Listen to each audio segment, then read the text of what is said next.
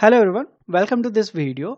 इस वीडियो में interim government के ऊपर जो PYQs है उनको हम डिस्कस करने वाले हैं और बेसिकली मैंने उन क्वेश्चंस को इंक्लूड किया है इस वीडियो में जो यूपीएससी में पूछे गए हैं, स्टेट पीसीएस में पूछे गए हैं, एसएससी में पूछे गए हैं एंड आरआरबी में पूछे गए हैं।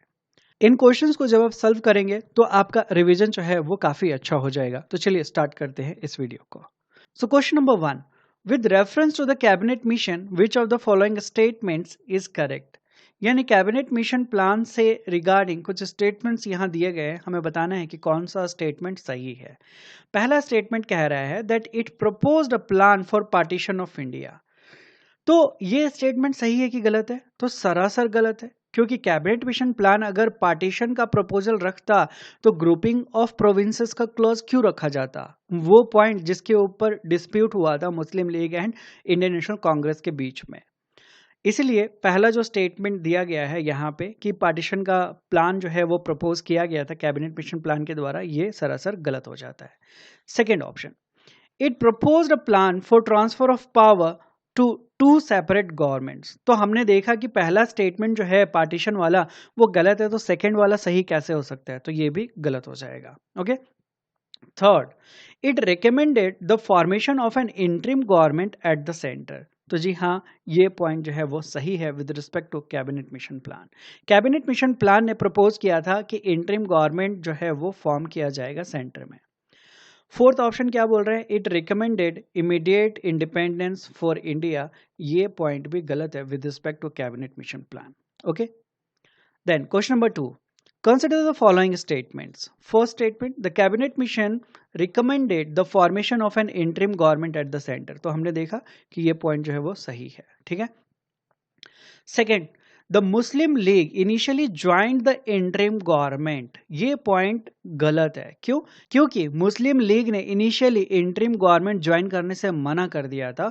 बाद में उनके दिमाग में खुरापात जो है वो आई कि इंटरिम गवर्नमेंट हम ज्वाइन कर लेते हैं, उसके बाद जो गवर्नेंस रहेगा उसको हम डिस्टर्ब करेंगे and by this way we can prove to Britishers कि इंडिया में मुस्लिम लीग एंड कांग्रेस मिलकर रूल नहीं कर सकते हैं, इसलिए पार्टीशन जो है वो होना चाहिए। ठीक है। इसलिए ये जो स्टेटमेंट है, सेकंड स्टेटमेंट, वो गलत है। मुस्लिम लीग ने इनिशियली ज्वाइन नहीं किया था, इनिशियली रिजेक्ट किया था, इनिशियली मना कर दिया था इंटरिम गवर्नमेंट ज्वाइन करने से। Okay, then the interim government was headed by Jawaharlal Nehru. तो ये पॉइंट सही है। ठीक, तो ये तीनों अगर हमने ऑप्शंस देखे और इसमें अगर हमें कंफ्यूजन होता, बट अगर हम श्योर होते कि सेकंड ऑप्शन जो है वो गलत है, सेकंड स्टेटमेंट जो है वो गलत है, तो आंसर हम कैसे निकालते हैं? तो यहाँ पे सेकंड ऑप्शन जो है वो दिया हुआ है कि सही है, इसलिए फर्स्ट जो ऑप्शन है वो गलत हो जाता, सेकेंड जो ऑप्शन है वो भी गलत हो जाता एंड फोर्थ जो ऑप्शन है वो भी गलत हो जाता है, क्योंकि सेकेंड स्टेटमेंट को यहाँ पे सही बताया गया है इन तीनों जगहों पे। तो करेक्ट आंसर क्या हो जाता? Option C, 1 and 3 only. Then who was the vice president of the interim government of India in 1946? तो वाइस प्रेसिडेंट कौन थे? जवाहरलाल नेहरू। प्रेसिडेंट कौन था? तो वाइस रॉय, बट वो नॉमिनल हेड था। एक्चुअल पावर किसके पास थे? वाइस प्रेसिडेंट के पास। Then question number 4, who was the defense member in the interim government of India in 1946? यानी इंटरिम गवर्नमेंट जो बनाई गई थी 1946 में, उस समय किनके हाथों में डिफेंस मिनिस्ट्री दी गई थी? So correct answer is Baldev Singh.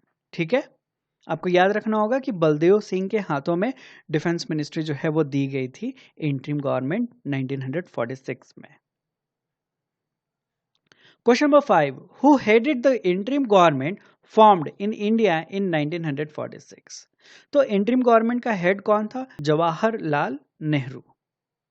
Question number 6, who was the home member or home minister in the interim government formed in 1946? तो इसका करेक्ट आंसर क्या है? सरदार वल्लभ भाई पटेल। सरदार वल्लभ भाई पटेल के अंडर में होम मिनिस्ट्री दिया गया था। Question number 7, who was the finance member in the interim government of 1946?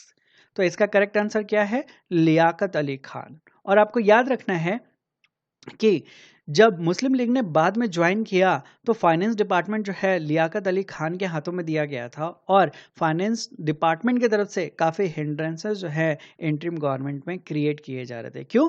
क्योंकि मुस्लिम लीग की मंशा ही यही थी कि वो हिंड्रेंसेस क्रिएट करके प्रूफ करके दिखाए ब्रिटिशर्स को कि इंडिया में हिंदूज एंड मुस्लिम जो है वो मिलकर रूल नहीं कर सकते। इसीलिए फाइनेंस मिनिस्ट्री जो है लियाकत अली खान ने अपने अंडर लिया और फिर हिंड्रेंसेस जो है वो क्रिएट किया था। तो इस लॉजिक से भी आप इस चीज को याद कर सकते हैं। ठीक है, लियाकत अली खान जो है वो मुस्लिम लीग का मेंबर था। Then question number 8, the interim government was formed in India under which plan? Interim government जो है वो कौन से प्लान के तहत बनाया गया था? तो वो बना था कैबिनेट मिशन प्लान के तहत। Question number 9, the interim government of India functioned under whose supervision? तो इसका करेक्ट आंसर क्या है? वाइसरॉय, गवर्नर जनरल के सुपरविजन में इंटरिम गवर्नमेंट जो है वो काम कर रही थी। तो हम कह सकते हैं कि कॉन्स्टिट्यूशनल हेड जो है इंटरिम गवर्नमेंट का वो वाइसरॉय था, बट रियल हेड जो है वो इंडियन मेंबर थे। और वो कौन थे? वो थे Pandit Jawaharlal Nehru. Okay, then question number 10, which portfolio was held by Dr. Rajendra Prasad in the interim government formed in 1946? तो डॉक्टर राजेंद्र प्रसाद के पास कौन सा डिपार्टमेंट दिया गया था? Food and agriculture. Okay, doctor Rajendra Prasad ने फूड एंड एग्रीकल्चर डिपार्टमेंट संभाला इंटरिम गवर्नमेंट में भी, और फर्स्ट जो फ्री इंडिया का कैबिनेट बना था उसके अंदर भी उन्होंने वही पोर्टफोलियो संभाला था। एंड 26 जैन 1950 से वो प्रेसिडेंट ऑफ इंडिया बन जाते हैं। उससे पहले उन्होंने फूड एंड एग्रीकल्चर डिपार्टमेंट ही संभाला था। Question number 11, consider the following statements about the interim government of 1946. पहला स्टेटमेंट कह रहा है Asaf Ali was a member representing the Indian National Congress। तो ये पॉइंट एकदम से सही है। ठीक है, आसफ अली जो थे वो इंडियन नेशनल कांग्रेस की तरफ से थे और ये इंटरिम गवर्नमेंट में मेंबर थे। Okay, then second statement, he held the portfolio of railway and transport. तो ये पॉइंट भी सही है। इंटरिम गवर्नमेंट के अंदर आसफ अली इंडियन नेशनल कांग्रेस की तरफ से मेंबर थे और उनको रेलवे डिपार्टमेंट दिया गया था।